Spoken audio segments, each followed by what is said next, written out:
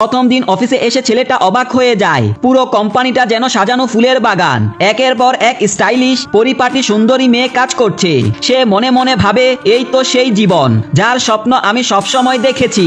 তার পাশে বসা এক মহিলা সহকর্মী খেয়াল করে ছেলেটা মুখে এতটাই আনন্দ নিয়ে চারদিকে তাকাচ্ছে, তাই তিনি হেসে বলে, এই মেয়েগুলো তো সাধারণ, আসল সুন্দরী তো আমাদের সিইও। সহকর্মী আরো বলে, তবে উনি খুব রহস্যময় মানুষ, সহজে কারো সঙ্গে মিশে না। কিন্তু ছেলেটা জানতো না সেই সিইও আসলে সেই মেয়ে যার সঙ্গে সে কিছুদিন আগেই বিয়ের সার্টিফিকেট নিয়েছে। ঘটনাটা এমন, একদিন কোম্পানির গেটের সামনে সে এক বৃদ্ধা পরিচ্ছন্নতা কর্মীর সঙ্গে দেখা করে।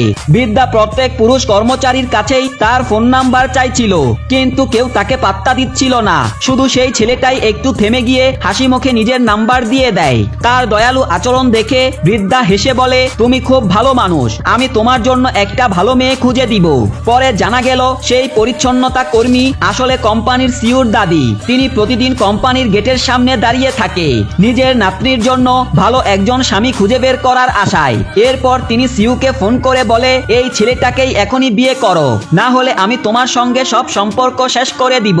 তাই সিইও নিজেকে এক সাধারণ মেয়ের মতো সাজিয়ে সেই ছেলেটির সঙ্গে দেখা করতে যায়। কিন্তু ছেলেটি সরাসরি বলে, আমি এখন বিয়ে করতে চাই না। এটা শুনে সিইও রেগে যায়, কষ্ট পায়, কারণ তাকে এর আগে কখনো কেউ না বলেনি। তার আত্মবিশ্বাসী দেখে ছেলেটিও কিছুটা ভয় পেয়ে যায়। ফলে সিইও জোর করেই তাকে নিয়ে গিয়ে বিয়ের সার্টিফিকেট বানিয়ে ফেলে।